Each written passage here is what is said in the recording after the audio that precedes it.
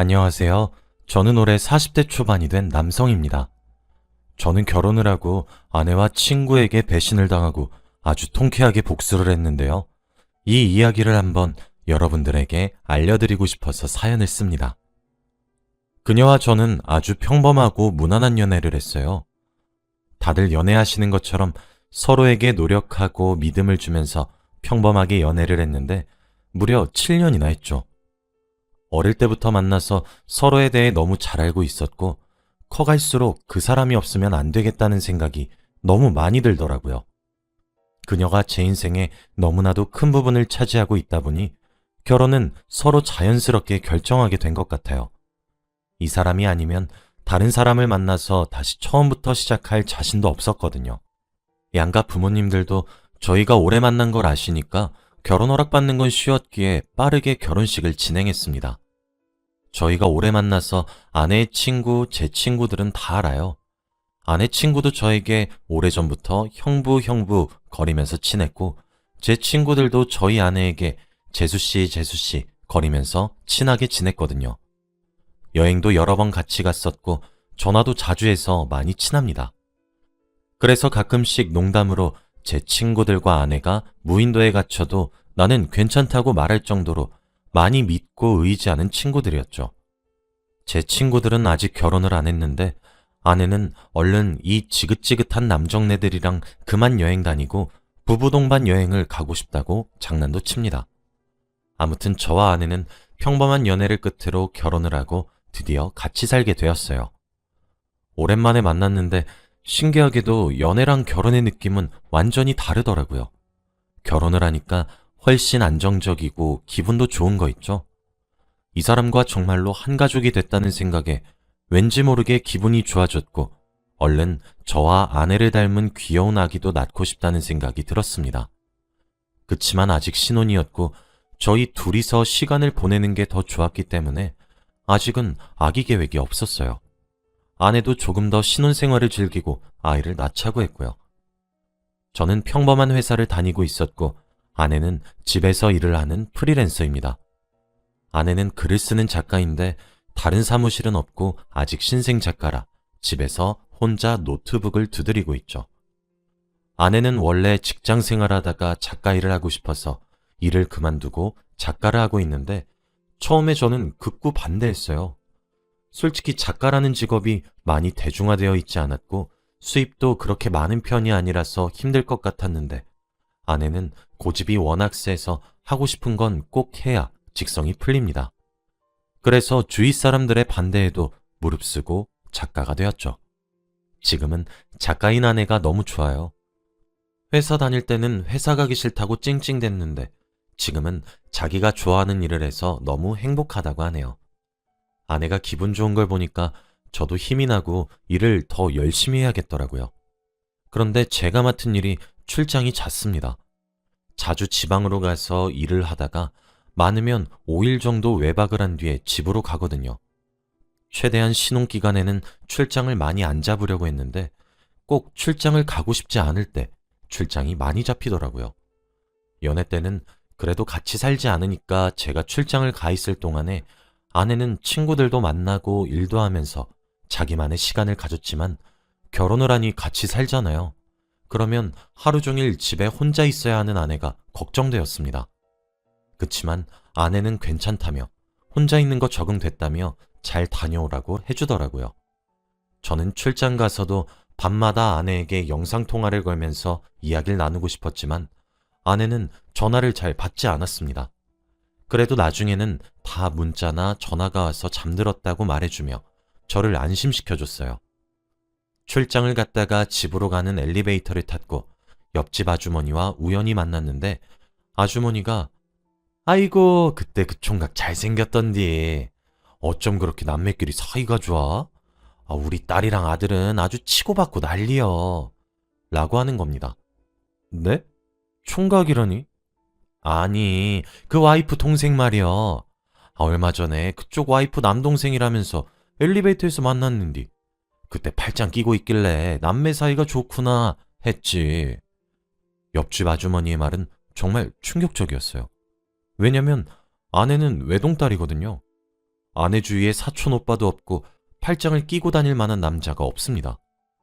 저는 오랫동안 만난 아내에게 이런 사생활이 있을 줄 몰랐어요. 아주머니는 제 표정이 점점 굳어지는 걸 보시고는 잘못 말했다 싶었는지 아니, 내가 잘못 봤나? 라고 하시더라고요. 저는 그때부터 아내를 의심했습니다. 집으로 갔는데 아내는 보고 싶었다며 저한테 달려왔고 저는 그런 아내에게 왠지 모르게 거리감이 느껴지더라고요. 아내에게 솔직하게 누구랑 팔짱 꼈냐고 물어보고 싶었지만 정말로 내가 믿고 있던 아내가 바람이라도 났으면 어쩌나 싶어 무서워서 아무 말도 하지 못했어요. 집으로 가니까 낯선 사람의 흔적은 전혀 느껴지지 않았고 정말로 그 아주머니가 잘못 보신 건가 싶었는데 화장실로 가니까 일회용 면도기랑 다른 칫솔이 있더라고요. 저는 아내를 불러서 이게 뭐냐고 담담하게 물어봤습니다. 그런데 아내는 당황하지도 않고 여보 없을 때 내 친구들 왔다 갔어. 내 친구 중에서 머리 짧은 친구 알지?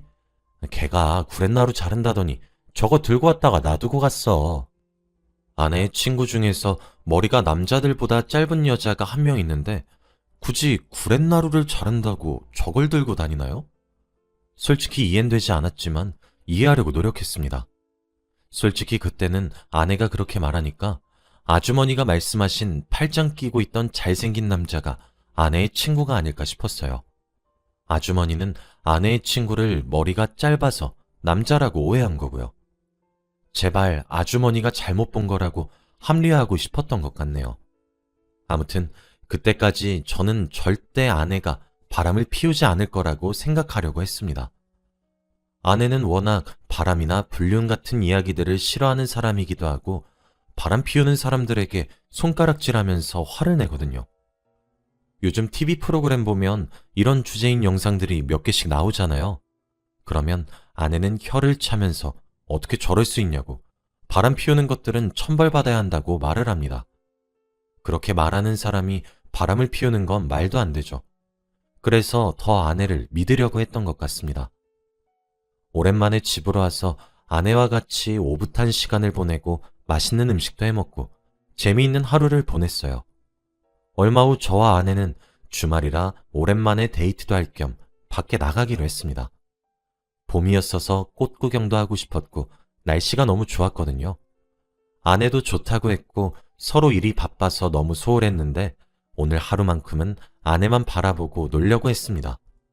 그런데 아내의 화장법이 바뀌고 향수가 바뀌었더라고요. 그리고 원래 화장을 거의 안 하다시피 하는 아내가 최근 들어서 화장을 진하게 합니다. 집안 마트를 갈 때에도 맨 얼굴로 나갔던 아내는 이제 화장을 하고 나가요. 향수향도 예전보다 진해졌고 옷 입는 것도 조금 달라졌어요. 예전에는 밝은색 옷을 많이 입었는데 요즘은 어두운 옷을 많이 입더라고요. 우리 아내 요즘 낯설다? 향수도 바뀌고 옷도 바뀌고 화장도 하고. 갑자기 왜 그래? 기분 전환이야? 기분 전환. 나 아이 생기면 이런 것도 잘 못하고 다닐 텐데 지금이라도 원 없이 해놓으면 나중에 후회 없을 것 같아서. 아내는 저와의 아이를 계획하고 있었고 저도 이제 슬슬 아이가 갖고 싶더라고요. 나이가 1살이라도 어릴 때 아이를 낳아야지 더 늦으면 임신도 안 될 것 같았습니다. 그런데 저희 나이가 그렇게 많지도 않았는데 저희 생각과는 다르게 아이가 쉽게 생기지 않더라고요. 다들 왜 임신이 축복이라고 하는지 알 것 같았습니다. 정말 임신을 하는 건 축복인 것 같아요. 왜냐하면 임신을 하는 건 너무 힘들고 잘 되지 않았거든요. 그래서 저는 혹시나 저에게 문제가 있나 싶어서 병원으로 가서 진료를 받아보기로 결심했습니다. 아내에게 비밀로 한 채 친구가 운영하고 있는 비뇨기과로 가서 진료를 받기로 했죠.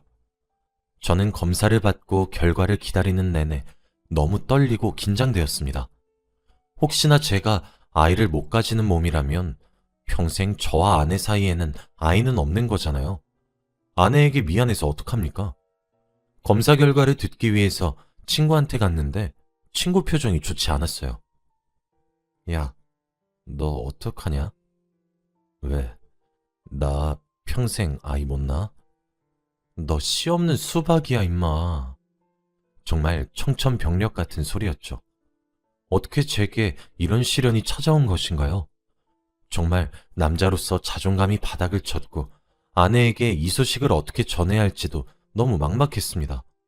야, 너 어떡해? 너 아이 낳고 싶어 했잖아. 그러니까 와이프한테 어떻게 전하지? 많이 실망할 텐데. 입양이라도 해야 하나?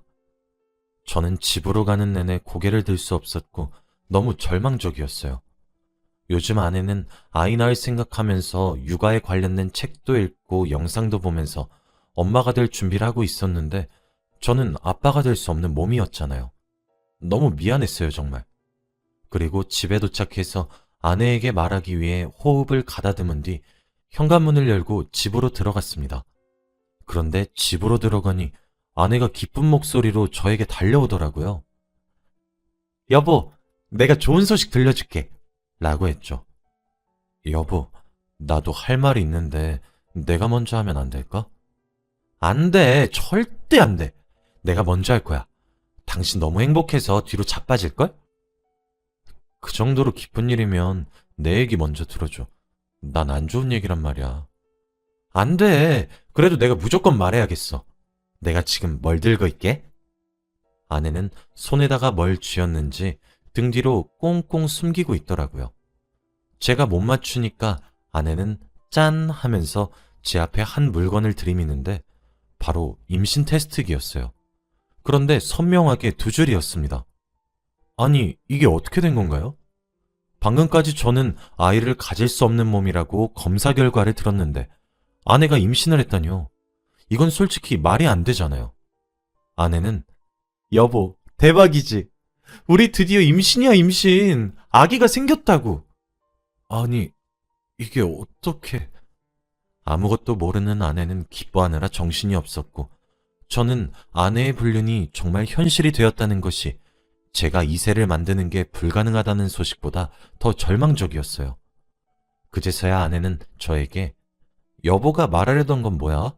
슬픈 소식이라며 라고 말했고 저는 차마 아내에게 말할 수 없어서 아니야 라고 한 뒤 방으로 들어갔습니다. 아내는 예상과 다르게 제가 임신 소식에 대한 반응이 좋지 않자 실망했더라고요. 저는 아내 앞에서 연기를 할 힘조차 나지 않았고 곰곰이 방으로 들어가서 생각의 시간을 가졌습니다. 저는 이세를 만드는 게 불가능한 몸이라 아내는 제 아이를 임신할 수 없는데 아내가 임신한 건 바로 불륜이란 증거잖아요. 정말 어떻게 이럴 수 있나요? 불륜이라면 그렇게 기겁을 하던 여자가 떳떳하게 다른 남자를 만나고 남의 애를 임신하다뇨. 정말 역겹고 무서웠습니다. 저는 그날 흥신소에 문의를 해서 아내 뒷조사를 부탁드렸어요. 아내의 휴대폰을 열어보았더니 낯선 사람과 연락을 나눈 흔적은 없었고 다 친구들과 안부 연락을 한 것밖에 없더라고요. 그래서 도대체 그 남자는 누군가 궁금했는데 마침 흥신소에서 연락이 왔습니다. 아내의 불륜 증거를 다 잡았대요. 그래서 당장 보니 아내의 상간남은 바로 제 비뇨기과 친구였습니다. 저에게 충격적인 사실을 선고했던 친구와 함께 여행도 가고 놀러 다니면서 연애를 하더라고요. 그런데 아직은 그 친구는 아내가 임신한 사실을 모르나 봐요.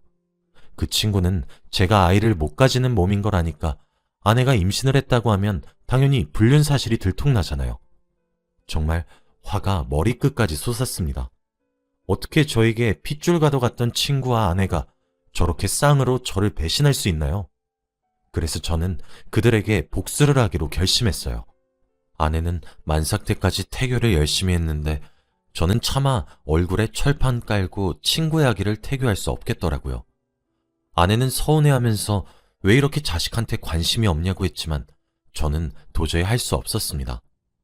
아내는 출산 전에 임신 축하 파티를 열고 싶다고 했고 가족들과 친척들 그리고 주변 친구들도 다 초대하자고 했죠. 저는 그날 제 친구와 아내에게 복수하기로 했습니다. 얼마 후 임신 축하 파티 날 아내는 정말 행복해하는 표정이더라고요. 저는 그 기분을 망쳐주기 위해서 작전을 시행했죠. 우선 미리 선임해 놓은 변호사를 노트북 앞에 세우고 저는 중앙에 서서 마이크를 잡았습니다. 모두들 와주셔서 감사해요. 그런데 오늘 축하받아야 할 사람은 제가 아니라 바로 제 아내와 불륜을 저지르고 있는 저 사람입니다. 라고 말을 하면서 제 친구를 손가락으로 가리켰어요. 친구는 당황한 표정으로 장난치지 말라고 했고, 저는 그때 변호사를 쳐다보고 영상을 재생하라고 했습니다.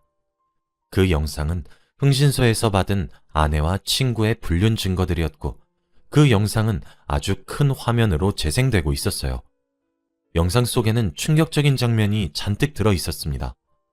거기에 온 하객들은 다 같이 그 영상을 보고 충격을 감추지 못했고, 마치 제가 아내의 불륜 사실을 처음 알았을 때의 그 표정이더라고요. 영상이 끝난 뒤 저는 마이크를 다시 잡고, 아내의 뱃속에 있는 아이는 사실 제 아이가 아닙니다. 저는 아이를 가질 수 없는 몸이거든요. 라고 말했습니다. 다들 헉 하며 입을 틀어막았고, 다 같이 아내와 제 친구를 쳐다봤어요. 제 친구는 직업이 의사니까 주위에서 평판도 좋았고 착한 친구라서 더 많은 정을 나눴던 친구였는데, 한순간에 이미지가 망가진 거죠. 저는 제 치부를 당당하게 이야기하는 게 너무 힘들었지만, 그래도 더 확실한 복수를 위해서 부끄러움을 감수하고 말을 했어요. 하객들은 저의 말을 듣고 화가 잔뜩 나서 테이블에 있던 음식들을 제 친구에게 던지면서 욕을 하기 시작했고, 친구는 그곳을 뛰쳐나갔죠. 아내의 얼굴을 보니까 세상을 다 잃은 허망한 표정을 하면서 멍 때리고 있었습니다. 나중에 알게 된 사실이지만, 아내는 제가 그런 상태였던 건 몰랐지만 아이의 아빠가 제 친구인 건 알고 있었대요. 일부러 거짓말하고 저에게 임신했다고 알렸다고 합니다. 친구는 불륜만 안 들키면 된다는 생각으로 만난 건데, 아내가 임신을 한 줄은 몰랐대요. 둘은 아내가 임신하기 전에 잠깐 만난 거였고, 아내가 임신을 하고 나서부터는 둘이서 만나지 않았다고 하네요. 나중에 사과는 했지만 제가 용서할 순 없겠죠. 그리고 아내와 이혼을 하고 지금은 따로 살아요. 처갓집에서도 다들 미안하다면서 딸 잘못 키운 자기들을 탓하라고 하는데, 그건 핑계죠. 처갓집에서도 아내한테 더러운 괴물 취급을 하고 쫓아냈다고 합니다. 아마 아내는 제 친구와 같이 살고 있겠죠. 그들의 아이니까요. 정말 지금 생각해도 화가 나고 환멸이 납니다. 어떻게 그런 존재들이 제 주위에 있을 수 있나요? 그녀와 이혼 후 서로 연락도 안 하고 살고 소식을 아예 모르는데, 작가라서 책이 출간하면 대충 어떻게 사는지 알아요. 그런데 원래 사랑 이야기를 쓰던 그녀가 점점 글을 쓰는 방식이 변하더라고요. 그녀는 글을 쓸 때 주위 환경의 영향을 많이 받는 편이라서 글을 읽으면 그녀가 지금 어떻게 살고 있는지 티가 팍팍 나는데, 정말 별로인가 봐요. 애 아빠가 잘 못해주고 육아도 힘들고 과거를 후회한다는 말이 많았습니다. 제 친구들은 다들 그녀의 더러운 사생활 때문에 인연을 끊었는데, 그녀가 책을 출간하거나 기사가 가끔씩 날 때마다 그녀에 대한 이야기를 댓글이나 책의 감상평 같은 곳에 달아요. 그녀가 과거에 했던 일들을 다 나열해서 그냥 책 읽지 말라고 독자들에게 알립니다. 제가 시킨 건 아닌데 친구들이 알아서 이런 애들은 그냥 사회의 악이라고, 나오면 안 된다고 말을 하더라고요. 저는 굳이 안 그래도 된다고 하지만 친구들은 그냥 자기가 하고 싶어서 한대요. 아무튼 지금 생각해보면 그 아주머니에게 감사드려요. 그때 엘리베이터에서 그 이야기만 안 하셨어도 저는 지금까지 의심했겠죠. 그리고 이제서야 알게 된 저도 많이 반성합니다.